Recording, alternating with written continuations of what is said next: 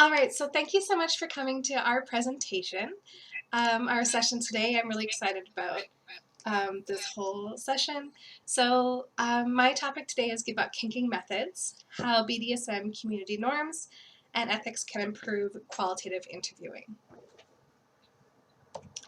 So I'm Zoe Jones. I am a contract instructor at Carleton University in the Departments of Law and Legal Studies and the Institute of Criminology and Criminal Justice. I just finished my PhD in sociology, so this is primarily from my research in through my doctoral research. So that doctoral research project was exploring the experiences of people who do rope bondage. So I ended up finding a lot of stories about pleasure, but also community and marginalization and alienation. The marginalization and alienation was primarily from people of color and people with disabilities. And I'm kinky, I'm part of this community, which really impacted how I view the data and, of course, my access. It also impacts my presentation today. If for people who aren't familiar, BDSM refers to bondage and discipline, dominance and submission, and sadism and masochism. BDSM has traditionally been represented in research and media as a sexual activity, but it's really a lot more complicated than that. It can be purely sexual, but it can also kind of subvert our ideas of what sexuality is. It can be platonic with just friends and everything in between. Really any interaction you can have with a person, you can have in a BDSM context. So rope bondage refers to being tied in rope, tying another person, or tying yourself in rope. So what I want to talk about today is how a scene can be like an interview. An interview can be like a scene, and how the community norms about scenes can really help us understand interview spaces and also be better at qualitative researchers for our participants. So a scene is a constructed experience or interaction that is bracketed apart from or outside of the normal flow of social and personal time. That is a complicated way to say a scene is a word used in kink to talk about basically like a piece of time that you've taken out of your day or taken out of your evening to dedicate to play. Maybe that means that there's a formal start, usually there's a formal start or informal start and end. During that time, you may engage in power play, impact play, role playing, where you adopt roles you don't normally, but it also may just be about focusing on an existing dynamic, existing feelings, and really dedicating yourself to that space. So a scene usually consists of different norms, expectations, roles, experiences, and activities. So, for example, you may engage in rope bondage when you don't normally through the rest of your day. But it may also be things like more subtle things, like I'm going to use different words for each other, different honorifics. Maybe your tone of voice changes because you want to explore a headspace or a way of thinking you don't really want to have in the rest of your day.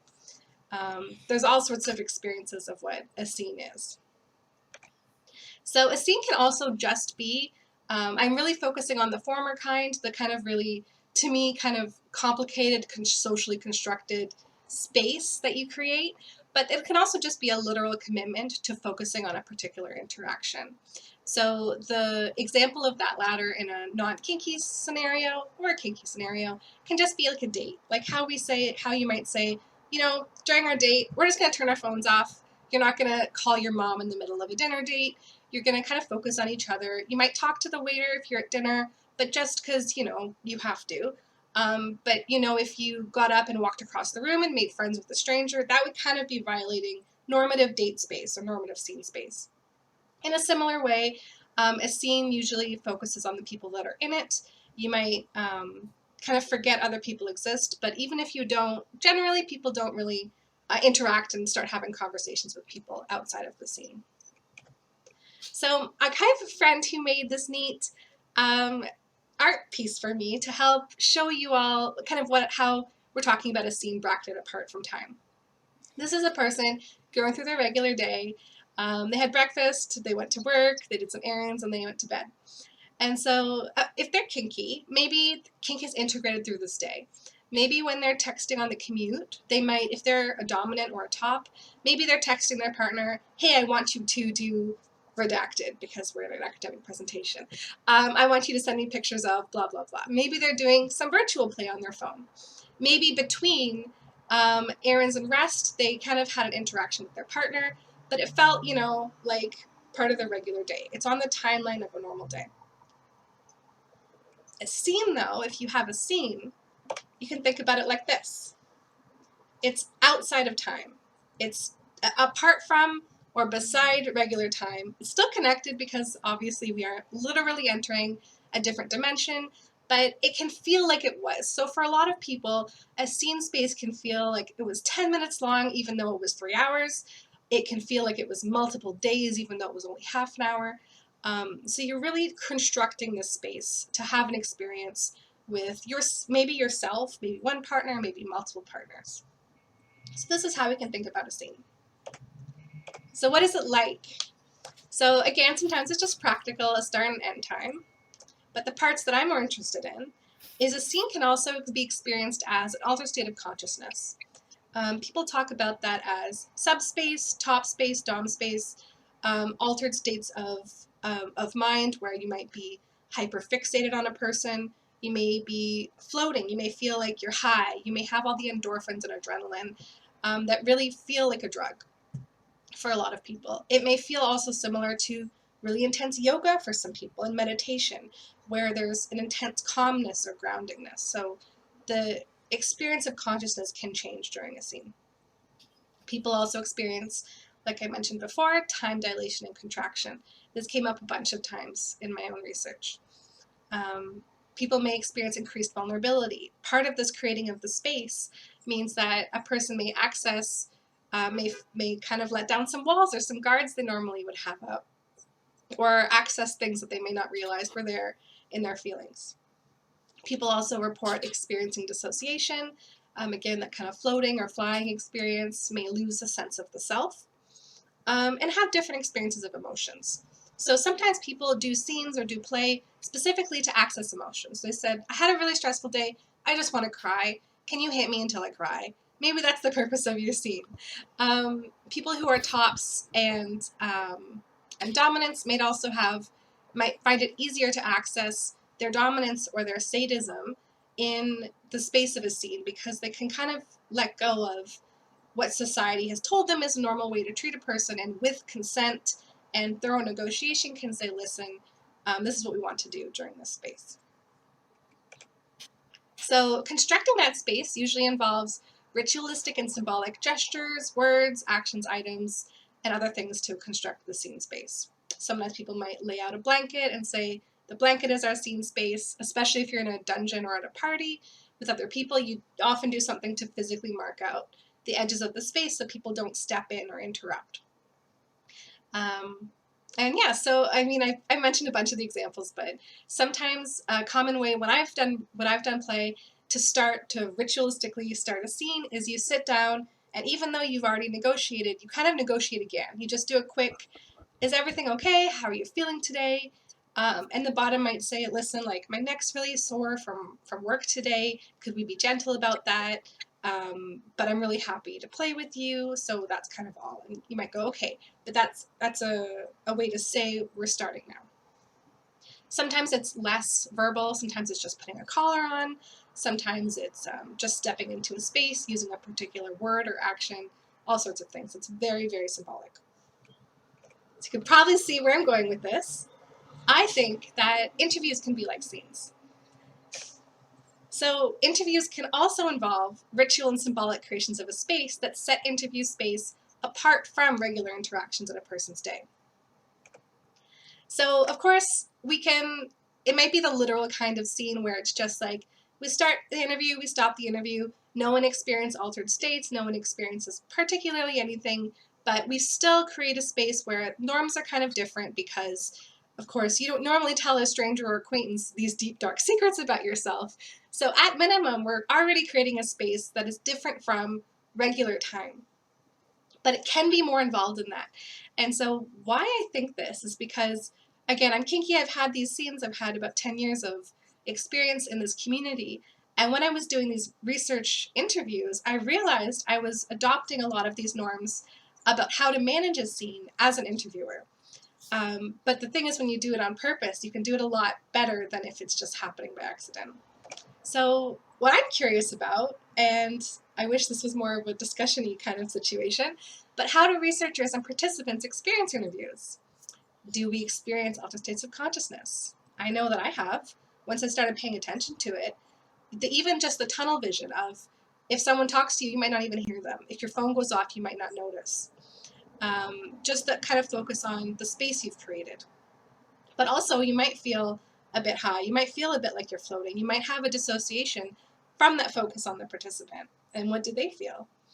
You might experience time dilation and contraction. I know that I have, where an interview that takes an hour feels often shorter or longer. Maybe it feels like I feel like I'm pulling teeth just getting the stories out of this person. This must have been a 5-hour interview, and you check and it's been 20 minutes. But for me, it's been more often the opposite, where it feels like we're chatting, and then I look at the timer and I say, it's going to be a pain to transcribe 2.5 hours of this wandering conversation, but obviously very exciting to have such rich data. So I argue also people, both interviewers and participants, experience increased vulnerability. People might have a dissociation and different experiences of emotions. I would be really curious if people feel like chatting at some point. What do we experience? What do you experience? Have you been a participant, and what was that like? But yeah, so if we look at our art again, and this person's going through their day, instead of kinky now, they might still be kinky, you never know, but they're a qualitative participant. So maybe during that commute, they just answered a qualitative survey on their phone. It was just integrated into their day. There wasn't really ritual involved. They weren't really separated from anything. Maybe at their job, someone sat down in their section and said, "Can I ask you a few questions? I'm a researcher," and they did that. And through their day, there was some kind of participation involved. They're just kind of on the normal timeline of their life. But we can also have a scene space. We can also create a space for an interview. And I would argue this tends to be where we get our richest data as qualitative researchers. This tends to be where we sit down, especially when it's to do with sensitive subjects or emotional issues, narrative analysis. When you want stories, vulnerability, we create a space of safety and vulnerability where we can really focus on one another. Zoey, 2 minutes. So why does this matter? Am I just kind of connecting things for fun? I think that the value of understanding an interview as a scene space is partially so that we can do it more on purpose. If it's happening, you can take care of yourself and other people better if you realize that this is what's happening. You can also potentially draw on these things. If you're like, you know what, I like this ritualistic aspect. Maybe there's something you want to do more of.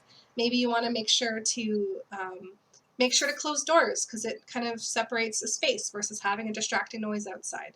Maybe it reminds you to turn your cell phone off or ask the other person to. But one of the more important things to me is in a kink context, scenes normatively, not always, but normatively involve aftercare. So aftercare is a concept where you support someone's recovery and reentry back into the regular world after doing kink play, after doing a scene. The first stage of aftercare is often immediately after a scene and is either or physical or emotional or both. So I know in my communities, the norms that people teach about aftercare tend to be about warmth, kind of like how you'd respond to shock, warmth, hydration, and protein or food, as well as comfort items. Maybe they have like a stuffed animal they brought. Maybe the top needs kind of massaging of their hands because they're in pain. And also kind of mutual reassurance that you're a good person, I'm glad that we did this. Or maybe if something went sideways, if the person had to call out, call red, and safe word out of the situation, maybe they debrief about that. So there's a stage afterwards. There's also a second stage of aftercare. After time is normally has passed where a person can process. So again, in my communities and the ones I research, typically that space is 1 to 3 days. And that second part of aftercare is allowing the person to come down, the person that you played with or people that you played with, to come down from that experience. The endorphins are gone, the adrenaline's gone. The altered state of consciousness is gone. The vulnerability has probably evened out. And check in about how they're doing and if they're happy with what happened. And I think this is really important for interviewing and something I hadn't thought of doing until I kind of thought of, I actually noticed I started doing it by accident after being kind of having more experience with scenes at this point than with interviews. I started doing this for a couple days after. I'm like, hey, are you okay? How do you feel about our interview? Universally, it was like positive, but sometimes there were details that mattered. So, for example, one part of this afterwards processing in kink is if somebody kind of isn't happy with something that happened, immediately after they might not have processed that, or they may not have felt comfortable telling you. After a bit of distance, maybe it's on the phone, maybe it's texting, they can say, listen, you did this thing that I really wish you hadn't. I didn't know how to say it at the time, and then you have an opportunity to apologize and make amends. Maybe also they said, listen, I did something I wish I hadn't. I don't want to do that in the future. And then you can process that. In interviewing, that might look like, you know what, I got really carried away talking. I wish I hadn't said so much about my relationship with my partner. Could you make sure not to include those stories because they're really identifiable? That's all that I heard when it was, I didn't ever hear like, oh, you're a terrible person, I hate you. But those kind of things did come up where it was like, those stories got a bit detailed. Can you please not refer to those details in your dissertation? And of course, universally, I said yes. And for those people, I actually said, like, if I want to include any specific stories, how about I'll just check with you? I'll just copy paste and send it to you and double check you don't feel it's too identifiable. And they were fine with that, and we move on. Zoe? So Zoe? Can you why hear do we me? do this? It's probably obvious to everyone who's here, but consciously engaging with the interview space may better support participants and ourselves. Researchers are involved in a lot of emotion work when it comes to research, and so knowing what you're putting into a space, thank you, can really help. Um, and recognizing that vulnerability, that the person may be, both of you may be kind of more open to being vulnerable during that time, can help avoid exploitative interactions and reinforce positive ones. But most importantly, the aftercare principles can improve everyone's experience and allow principles of ongoing informed consent to extend past the end of the interview and allow people to really, really consent to what you end up putting in your research and holding on to as far as data is concerned. So thank you. I'm so sorry that I was extra long. I hope that if you have any questions, I would love to talk about things.